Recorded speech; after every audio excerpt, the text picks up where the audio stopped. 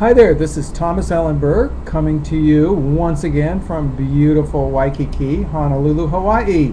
And I have returned recently to a wonderful teaching that I would like to share a little bit with you today called The Third Millennium by Ken Carey. His first book was Starseed Transmission.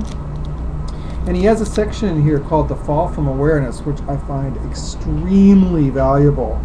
And he says here that scattered throughout the sea of eternal being are distinct locations that radiate specific qualities of God. These permeate the entire sea of creation, rippling throughout all that is, but the source locations from which they radiate out are from two constellations. These are love and truth, the two main polarities of eternal being, the two persons of the Trinity which engender all that is, and which through their interplay evoke this universe. And then he talks about how there is no star in existence without a being, a spiritual being, who has chosen to appear as that star, nor is there any planet, asteroid, sun, or moon, no leaf, no insect, no flower, no tree, no tiny ocean snail, no grain of sand on the beach, and boy, are there a lot of grains of sand on our beaches here in Honolulu. There's not a single form that does not form around a spiritual essence or a spirit life.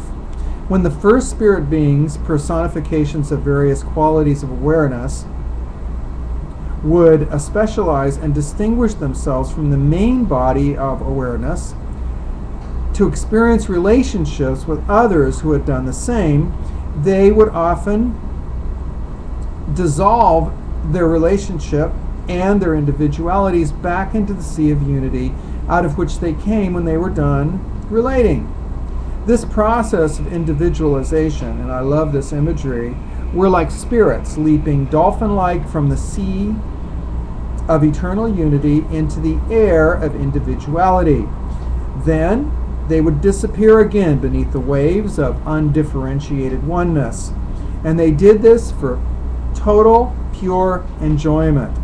The first entities in the sea of being had no stake, no vested interest in holding on to their passing individual forms. Now here comes the interesting, what I find to be extremely enlightening today.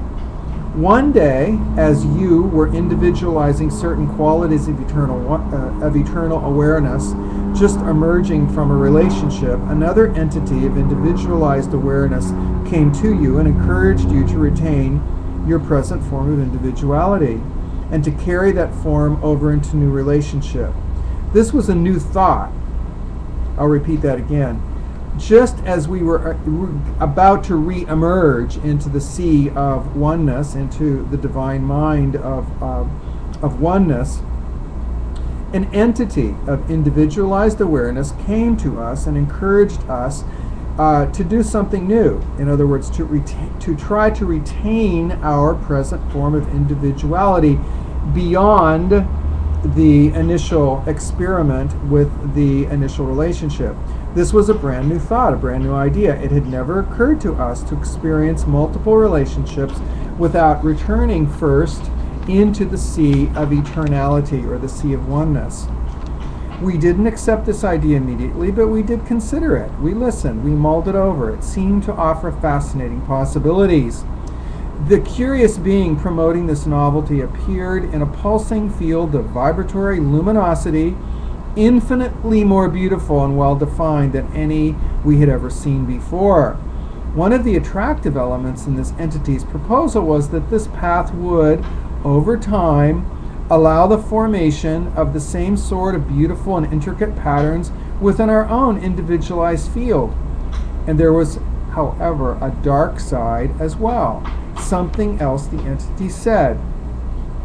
We were not entirely certain of its accuracy. At first, we saw only the humor and what seemed to be the absurdity of the idea that was being presented to us. Yet, as we considered it, we wondered if there might not be something to it. It took time and further argument, but eventually we were convinced by this entity that there was a possibility, perhaps even a strong one, that we might actually cease to exist if we did not follow this recommended course. I'll repeat that again. The idea was, and it was a very strong idea, a strong possibility being presented to us, that if we did not follow this new course of action, of attempting to hold on to our individuality, that we would actually possibly cease to exist. And we would no longer be able to preserve our individuality at all, or have another relationship. It suggested that we didn't really know what exactly was going to happen if we gave up our individuality and let it redissolve back into the sea of oneness. And here comes what I think is the key idea presented here. This is the first lie that we believed. This is the first lie that we believed. The form of our individuality would, of course, cease to exist if our awareness were no longer focused through it, just as the focus of light through a lens ceases to exist when the light is turned in another direction.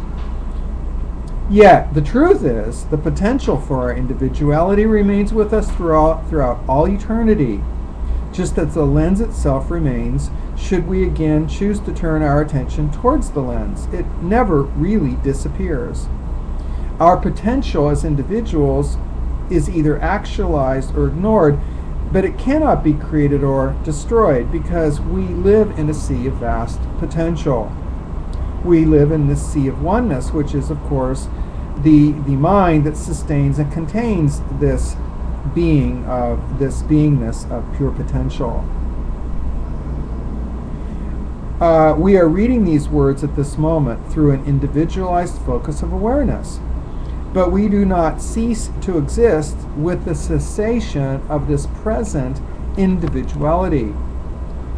The awareness that shines through these lenses of individuality right now is an awareness that shines through all lenses of individualities. In fact, it's the same awareness that shines through all lenses of all individualities. We are all the same being behind all individualities.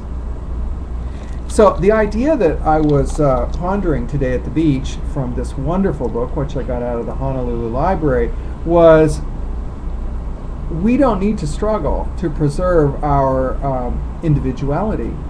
Our individuality is a gift from awareness, from pure divine consciousness, that we experience as we focus through a particular lens or through a particular physical focus, but that we don't need to worry about preserving it, because even when this particular physical focus dissolves, which they all do, we will then refocus through another lens, through another form, through another vortex of individuality forever and ever and ever and ever, because one of the aspects of consciousness is the ability to individualize, which is what Joel Goldsmith said so brilliantly when he first said, we're not separate, we're individualizations of pure divine consciousness.